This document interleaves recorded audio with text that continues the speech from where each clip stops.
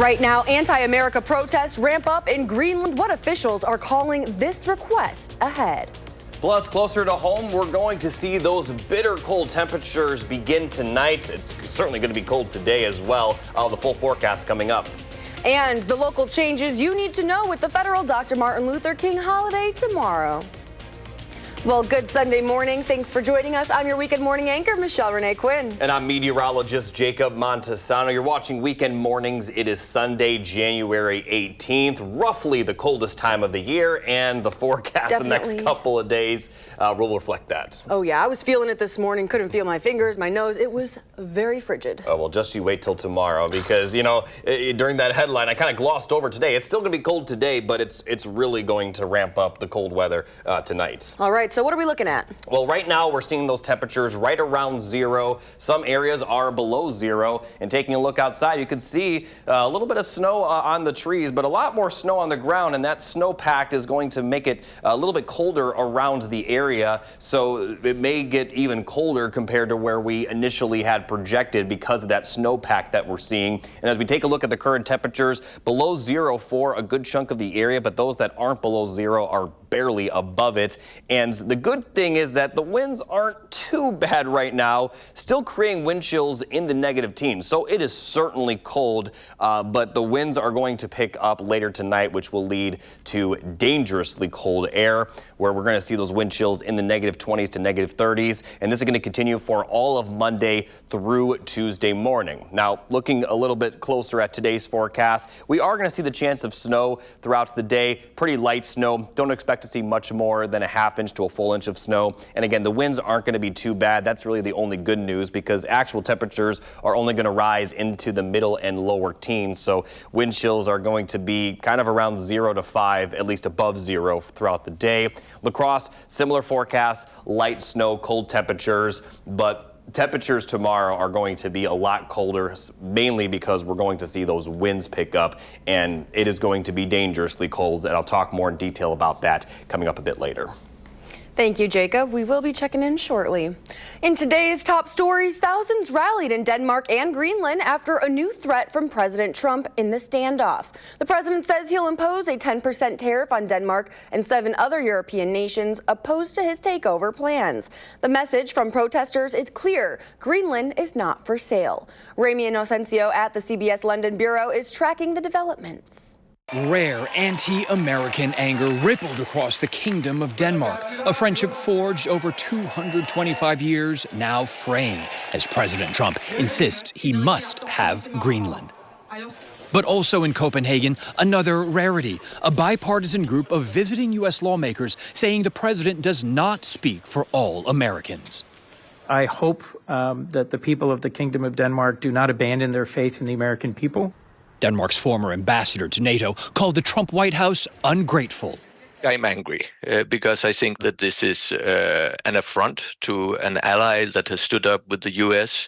In Afghanistan, in Iraq, all over the world. Is the White House being imperial in its ambitions? The need for control and the need to expand the U.S., that sounds very much like imperialism in my eye.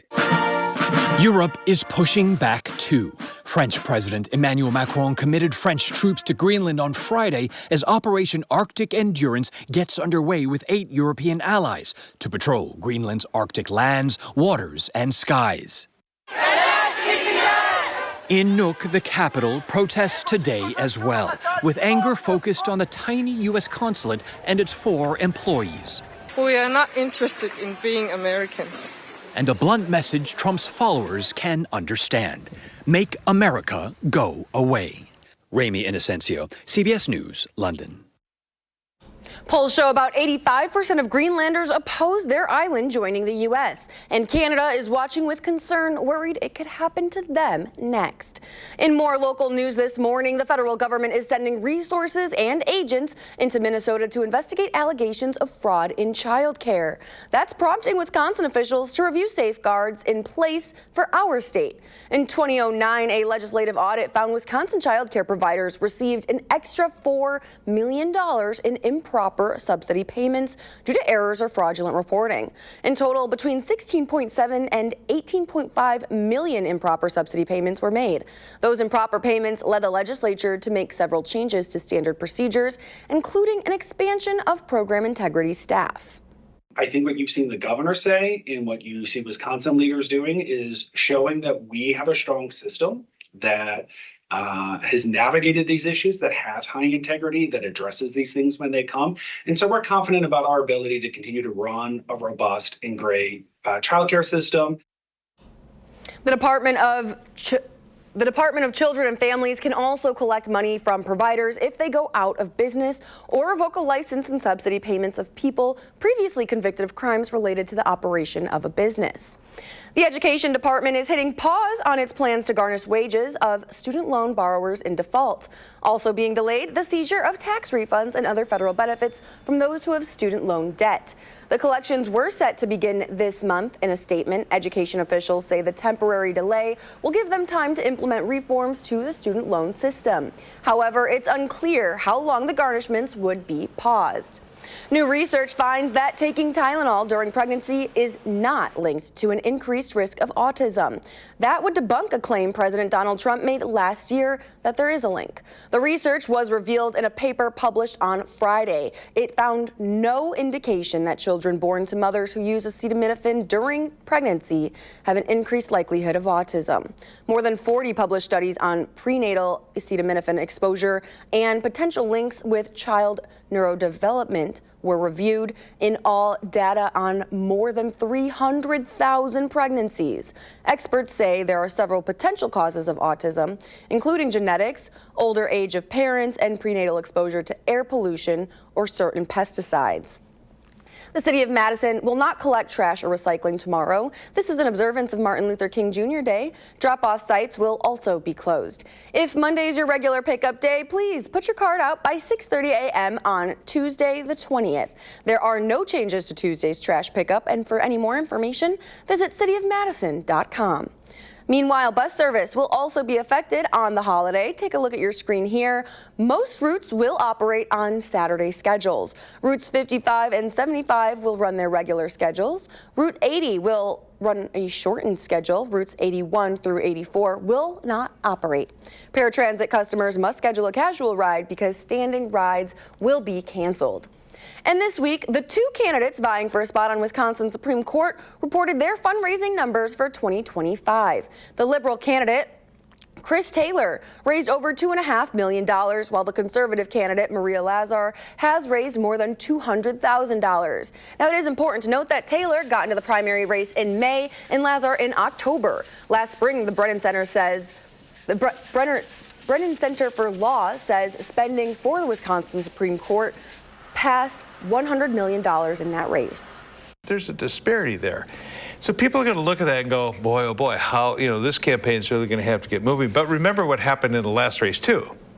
A lot of outside groups came in and spent their own money. They didn't talk to the candidates. They came in and did their own ads. They did their own voter ID. They did their own turnout. That's going to happen, I should say. It could happen again. It has a history of happening.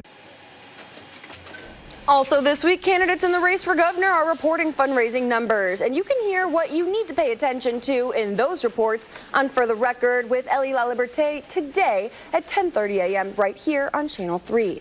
Still ahead on weekend mornings, we're recapping the Beer and Cheese Fest. Plus, Jacob is tracking those brutally cold temperatures. Later, he'll be back with your full forecast. It's weekend mornings. Keep it here.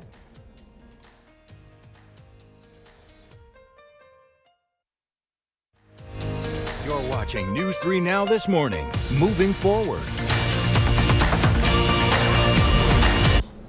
Welcome back. Many took advantage of the cold weather by hanging out with friends and trying some new food and drinks at the Alliant Energy Center. Our Maya Tate stopped by the Beer and Cheese Fest to talk to some patrons about the event.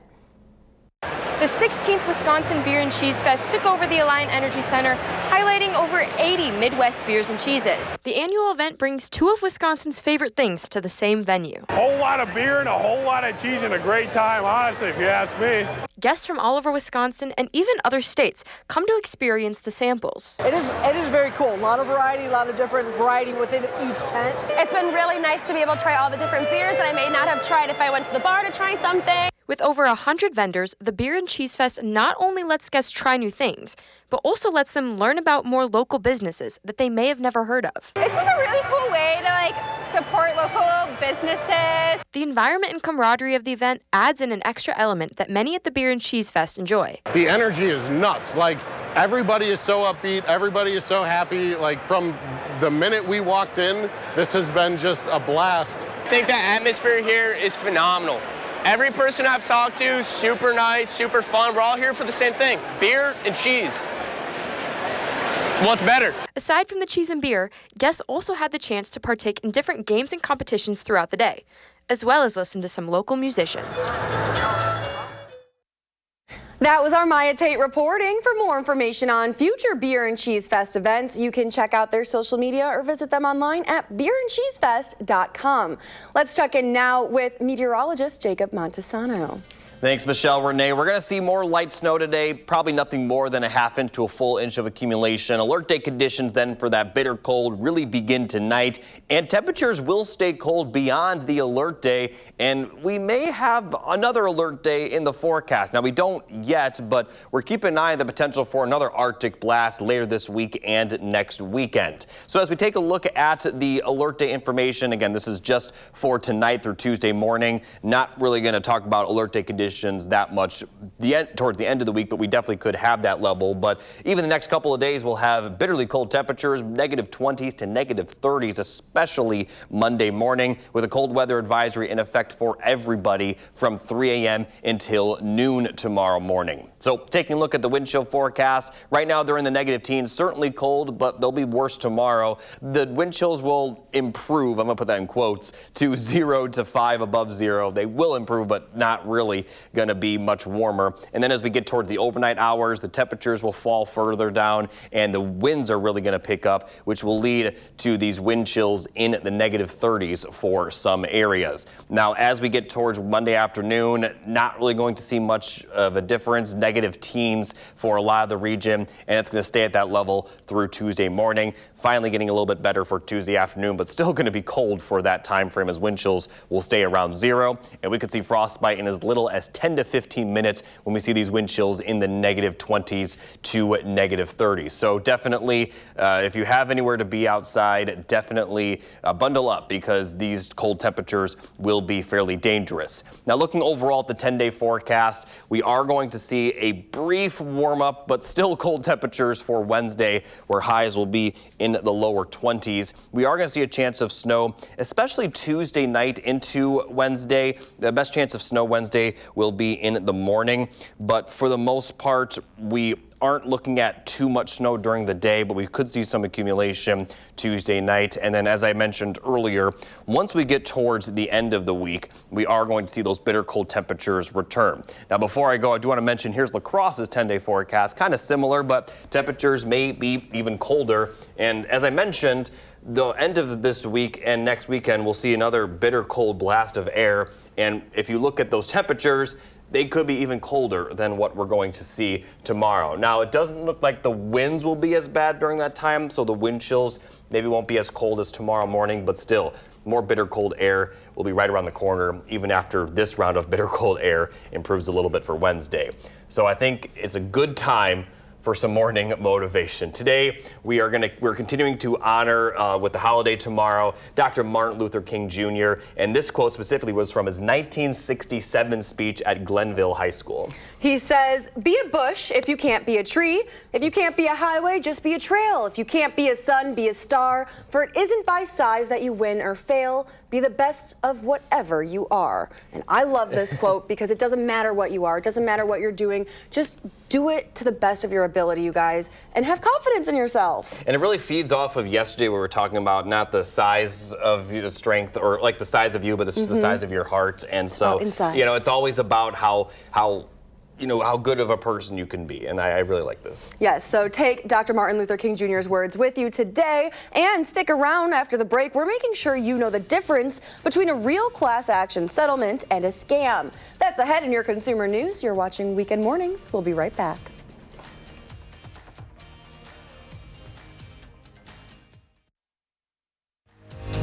You're watching News 3 Now this morning. Moving forward. Welcome back. When it comes to class action settlements, we want to make sure you know the difference between what's real and what's fake. The Department of Consumer Protections is warning you about scammers who create fake notices in attempts to steal your identity. A real class action notice will have detailed information about the lawsuit, who it affects, how to submit your claim, and who to contact. You can use these red flags in order to spot the difference between a real class action and a scam. A fraudulent class action will have vague information and poor grammar. It might have missing contact information or an official website. Now, you need to remember, no legit class action lawsuit will require consumers to provide their social security number or bank account information. If you get that ask, it's a scam. Scammers may also ask you to download files or pay up front.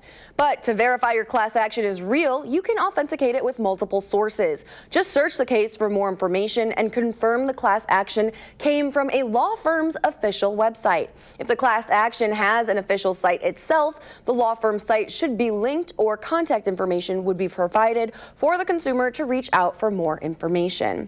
And if you guys have questions about your consumer rights, next month I'll be sitting down with Michelle Reiner from the State Department of Consumer Protection, getting answers to your consumer questions straight from the source. Just email me those questions. You can ask about anything, whether it's warranties, food safety, protecting your identity, just anything related to consumer protection. And tune in on Weekend Mornings to hear your answer. Let's check in now with meteorologist Jacob Montesano. He's looking at our history of high temperatures. Good morning.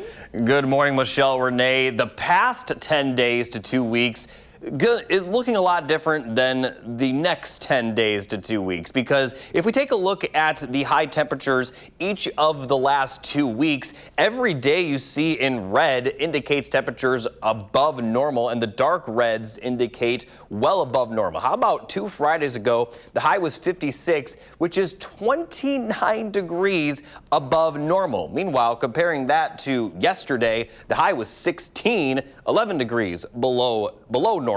Now, these temperatures that we've been seeing, these kind of colder temperatures over here, they're going to continue to fall. So over the last 2 weeks, a lot of days in the 30s, some days in the 50s, and looking at the next 10 days, it's looking way different. The warmest day is only going to feature highs in the lower 20s, nowhere close to 30, certainly nowhere close to 50. And there's not really a big end in sight to this. So the next 10 days, most of the next 10 days will be below 20. Wednesday will barely get to the 20s. And these cold temperatures, they're expected to continue. This is the 8 to 14 day temperature outlook, which extends all the way to the end of the month and beginning of February. And it shows these below normal temperatures are going to continue. And considering it's already the coldest time of the year, when temperatures are this confidently below normal, it suggests that we are going to see a lot of that bitter cold air, kind of like what we're going to see tomorrow. So I hope you enjoyed those milder days the last couple of weeks, because we're not really going to see any of those over the next 2 weeks. Yeah, that little fake spring, it's gone. We've got real winter left. It was kind of a reality check. Hey, it's January, it's not March, so and we still got plenty of winter to go. All right, thank you, Jacob. Before we head to break, here's a look at your gas prices. You're watching Weekend Mornings. We'll be right back after the break. But before we head to break, you need to email me a song. That's to Mr. Quinn at WISC-TV.com with the subject line playlist pick. I can't share one today because nobody sent me an email. So send those songs to me and tune in on Weekend Mornings to hear your song. We're back right after the break.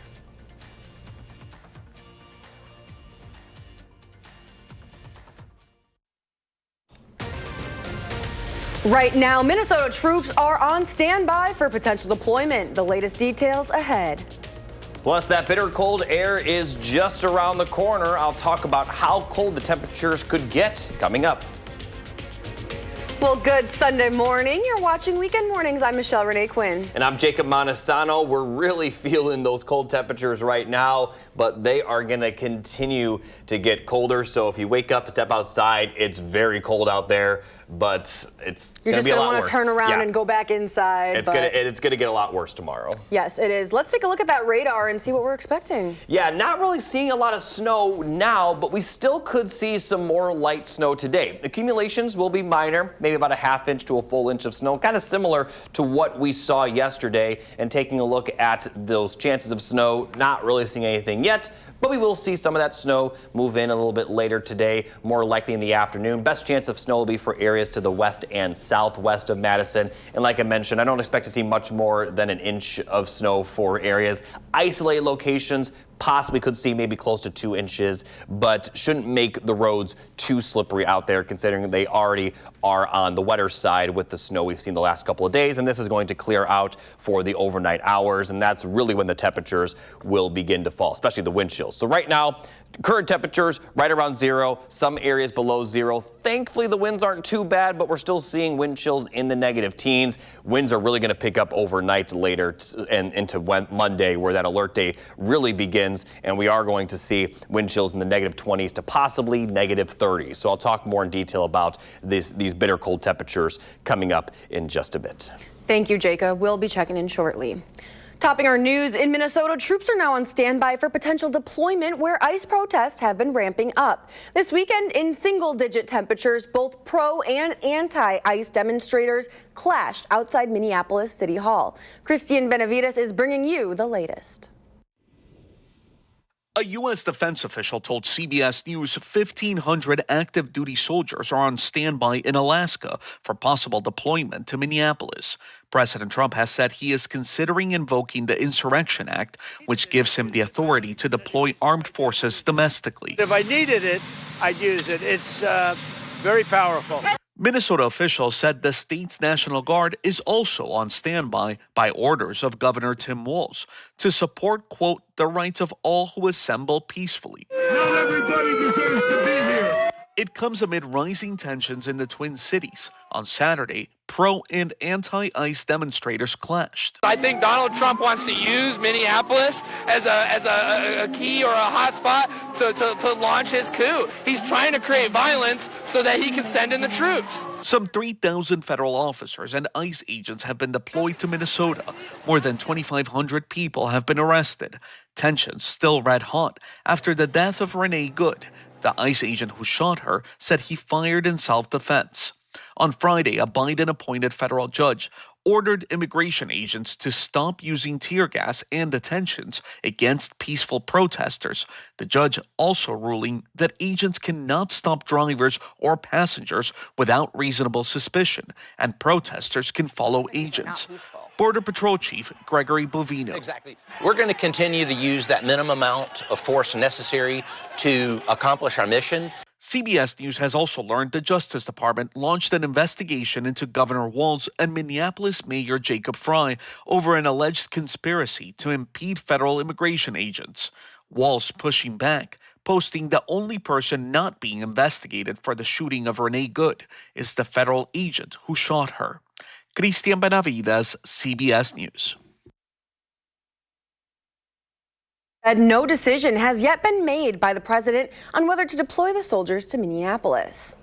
And at an MLK breakfast in Illinois, former Vice President Kamala Harris addresses, quote, what Dr. King would see if he looked at America now. When the federal government rips people out of their car, out of their home, out of their church, when families are separated and a mother of 3 is shot and killed by an ICE agent in Minneapolis, people are sick and tired of being sick and tired. Senator Tammy Baldwin speaking out on the current housing climate in America today. In an interview with News 3 Now, Senator Baldwin says homeownership is becoming more out of reach for middle-class working Americans. One of the reasons is corporations and private equity firms have been buying up single-family homes for years. That's why she's helped introduce the Stock Predatory Investing Act.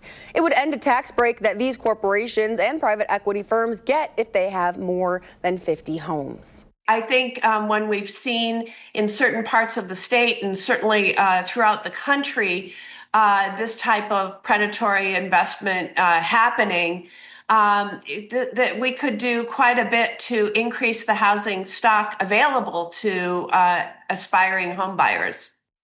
Senator Baldwin says she has not found Republican support for the measure, but notes President Trump recently posting about preventing large institutional investors from buying single-family homes, saying in the post, "People live in homes, not corporations," end quote.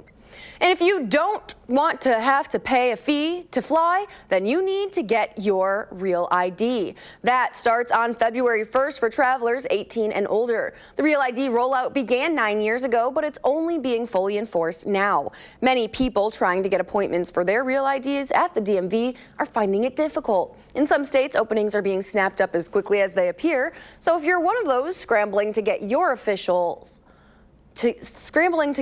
ID, officials are recommending that you look for an appointment at the stroke of midnight each weekday. And United customers can now order meals before their flight through the airline's website and mobile app. United says it's in an effort to give customers more choice while increasing the efficiency of the service and reducing food waste. Starting March 1st, pre-ordering will be the only way for economy passengers to get fresh entrees on flights. United first introduced pre-order in the United app for premium cabins in 2021. They say they saw customer satisfaction scores from domestic flights increase by almost 40% following the change. Now to more local news this morning. The city of Madison will not collect trash or recycling on Monday. This is an observance of Martin Luther King Jr. Day. Drop-off sites will also be closed, and if Monday's your regular pickup day, just put your card out by 6:30 a.m. on Tuesday the 20th.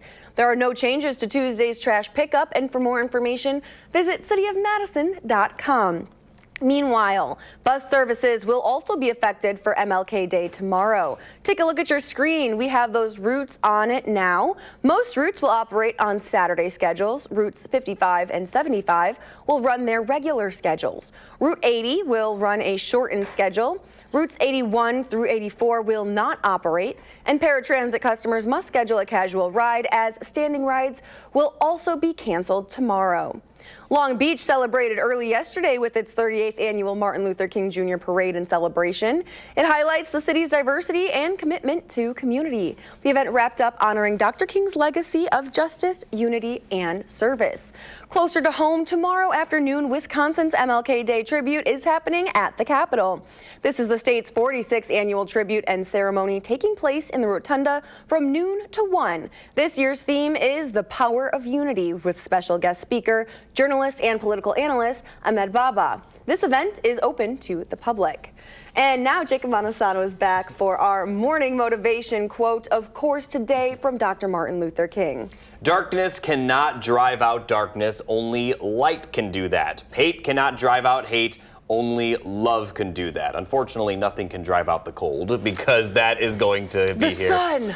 But it will be sunny tomorrow. But yeah, one of the most important figures of the last, ever, really, not just the last 100 years, ever. So absolutely, Dr. man. Martin Luther King, and we can take tomorrow to celebrate him, his birthday.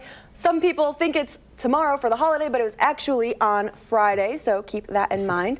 And keep it here ahead. We're helping you stick to those goals you set a few weeks ago for the new year. That's with our Kyrian Lee as she discusses habit stacking in this weekend's health conversation with Dr. Rupa Shah. But first, I'll be back with a look at those bitter cold temperatures once again. This is Weekend Mornings. Keep it here.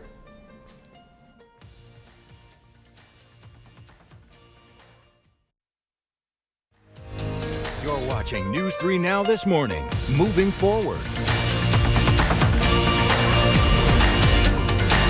Welcome back. A big reason for these bitter cold wind chills that we're going to see is the winds. Now, today the winds are going to be a little breezy, but not too bad. But here comes those stronger winds that will move in overnight and continue for most of Monday. Gusts could be up around 30 to 35 miles per hour at times. It will get a little bit better by Monday night and into Tuesday, but temperatures will already be even colder at that point. So looking at the wind chill forecast, negative teens right now, certainly cold, but it will get worse tomorrow. Now this afternoon, we'll see them improve to just above zero, then dropping into the negative 20s to negative 30s once we get towards Monday morning, with very little relief once we get towards the afternoon Monday. Now, comparing these wind chills that we're going to see tomorrow to the average coldest wind chill we see over the course of the year, we're right on par with that. If anything, it is going to be a little bit colder than the average coldest wind chill that we see over the course of a year across Wisconsin. So the wind chills that we're going to see tomorrow, these are among the coldest that we see every year and even every few years, as we could see some places get close to that negative 40-degree wind chill value. Jacob, thank you. If you're like most Americans, now that we're a few weeks into the new year, your resolutions might already be forgotten. But fear not, Dr. Rupa Shah joins News 3 Now's Kyrian Lee for this morning's health conversation to help you build towards your goals. If you're hoping to find success in building a healthier life in 2026, wellness coach and SSM Health Family Medicine physician Dr. Rupa Shah is here to help. She joins us this morning to explain how habit stacking can help you create new routines to reach your personal goals. So first, Dr. Shah, let's start with the basics. What is habit stacking? It's a new term that really just refers to taking old habits and then pairing them with a new habit that you want to get to. It's called habit stacking. So we often see better results when we take an existing habit and stack on top of that habit to build the new goal that we're aiming for. All right. Yeah. So new term here for a lot of us. So how do you get started? So think about, the best way is to think about or make a list of your existing habits and then make a list of your new habit that you want to achieve. So let's say you want to, in 2026, begin having a morning exercise routine. So one way you could do this, and I actually started doing this past year, is when you brush your teeth at night and you're getting ready for bed. Then right after you brush your teeth, you go into your closet and you lay out your workout clothes for the next morning. So you've already kind of mentally prepared for that next step. In the morning when you wake up, your clothes are laid out and you're ready to know that, yep, I'm going to go hit the gym now. Okay, so that's one step forward. So it sounds pretty simple if you put your mind to it. So does habit stacking work? It can work for certain people, but of course it's going to take some discipline and some self-motivation, which can be hard for some people, right? Mm-hmm. So one thing we can also do is called like nudging, which is like another term that, like, if you're not quite ready, you can slowly take steps towards that new habit you want to build. Let's say your goal is you want to be able to walk around the block in your neighborhood, but you're not quite ready for it. You could start by just putting on your tennis shoes in the house and doing a lap around your living room. The next day, maybe doing 5 laps around your living room. And hopefully by the end of the month, you're ready to put those shoes on and get outside and walk the whole block, right? But you do it slowly and, take your time to get there. Yeah, so baby steps. Baby steps. Baby steps if it's literally not. Yes, baby steps. Yes. So what if habit stacking doesn't work for you? Can you try something else? Yeah, I mean, certainly you don't have to do, this isn't an all or none, right? So you can definitely take your time. We know that the average habit can take anywhere from like 18 to 200 days for some people. So just be patient with yourself and keep trying, to add those new habits very slowly. Okay, so repetition is key here. Repetition. Don't give up. And even if you have a fallback, just get right back into it. Okay. So that's encouraging heading into 2026. Exactly, because I'm sure we're all thinking about the new habits that we want to set for 2026. Yes, absolutely. Well, Dr. Shah, for people looking for more tips, where can they find you? You can find me on Instagram at Wellness with Dr. Shah. Thanks for joining us. Thanks so much.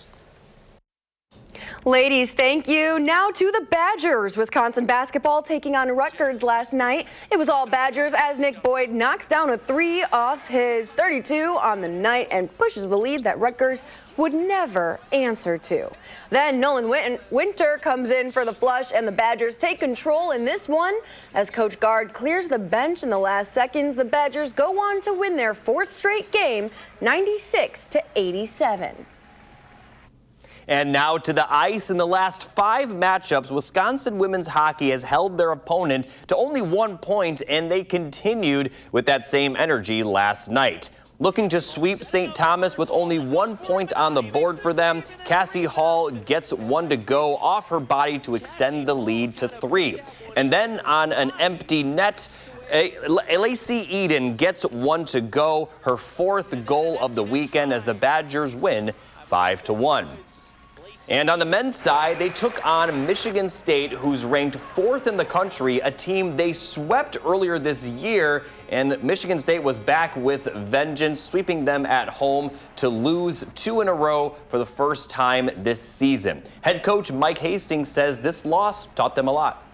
You know, we'll come back here tomorrow, get a little bit of a cleansing of the body, just as far as some stretch and make sure that we're good when we get back on Monday. But at the end of the day, I've got a lot of trust in this leadership group and understanding what it is. And it was a weekend. It wasn't a productive weekend as far as points, but from a learning point, very productive. We just have to make sure we're okay owning that. Still ahead in your morning sports fix, we have the update about Packers head coach LaFleur. Plus, when we come back, Jacob is going to have your full forecast. But first, if you have a little kid turning 3 soon, let us know so we can share their picture and wish them a very happy birthday on TV. You're watching Weekend Mornings. Keep it here.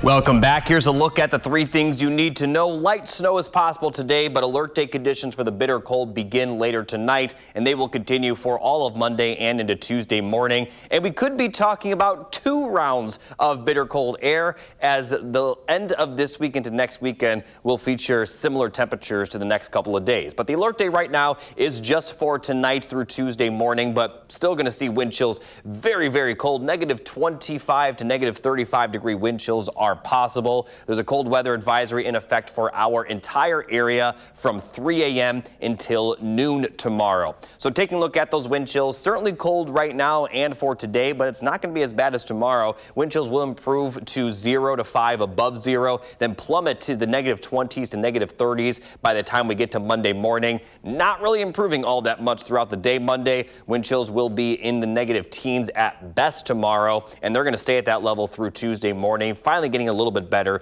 by Tuesday afternoon. But when we do see those wind chills into the negative 20s and negative 30s, we could be talking about frostbite in as little as 15 minutes, maybe even as little as 10 minutes when you see those wind chills in the middle negative 30s. So it is going to be bitterly, bitterly cold. Stay inside if you have to, and if you have to go outside, definitely bundle up. Now, looking at the 10-day temperature forecast, these are the high temperatures, so the actual temperature will reach around 4 tomorrow, with the wind chills obviously staying below 0 all day. The highs will improve into the lower 20s Wednesday, but then they're going to drop right back into the single digits towards the end of the week. Now, it doesn't look like the winds are going to be as bad during this time period as they will tomorrow, so the wind chills maybe won't be as bad, but we're still talking about temperatures easily below normal, and those below normal temperatures do look to continue for the foreseeable future. This is the 8 to 14 day temperature outlook, which extends all the way to the end of the year.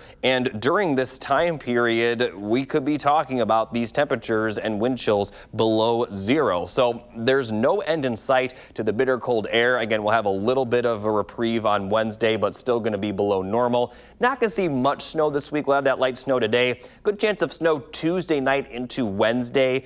But at this point in time, we're not really tracking anything too big. There is the potential for more snow next weekend, but the bigger story and the more confident forecast will be those temperatures. So the winter temperatures are back, and they are here to stay.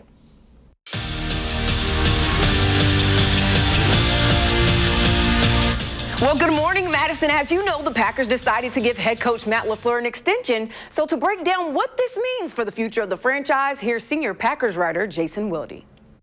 Thanks, everybody. Matt LaFleur would have been going into the final year of his existing contract in 2026. Now he has the security of a long-term contract, and he won't be the only one. I'm told Packers general manager Brian Gutekunst and director of football operations Russ Ball will get similar extensions in the coming days. One more important thing to note, according to a source familiar with the Packers' thinking, team president and CEO Ed Policy will keep the existing structure in place. That means Matt LaFleur, Brian Gutekunst, and Russ Ball will all continue to report to the team president. Back to you in the studio. Well, thanks, Jason. As the Packers prepare for the offseason, it's time for you to prepare to have a great morning. Thanks, Kay. Still ahead on Weekend Mornings, a mansion we all should be familiar with is up for sale. We'll tell you where. Plus, here's a look at what's to come on For the Record. This week on For the Record, with a year left in office for the governor and only a few months left in session for lawmakers, Evers is unveiling his 2026 priorities. But Republican leadership and the governor are at odds over property taxes. We're breaking down the disagreement. Plus, the first floor session of 2026 this week. We're taking a look at the consequential legislation now moving to the state Senate. That's ahead this morning on For the Record at 10:30. You're watching Weekend Mornings.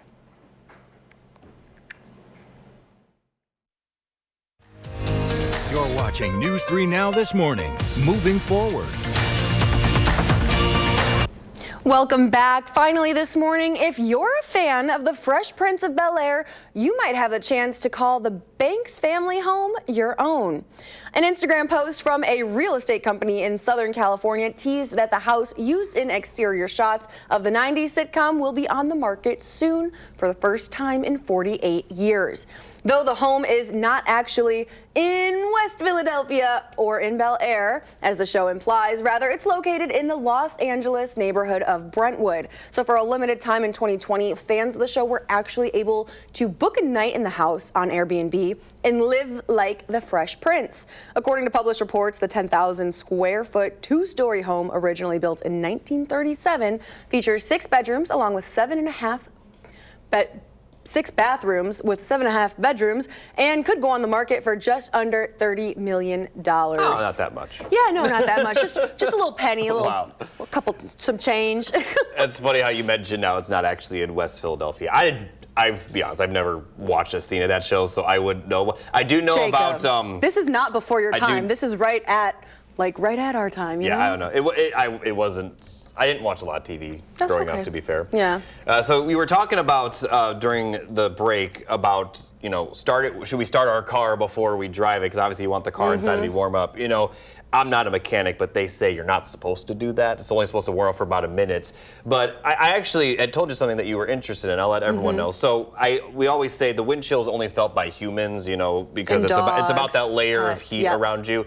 And so your engine of the car will only feel the actual air temperature. But if it's cold and you have that wind, the inside of your car could get to that wind chill level.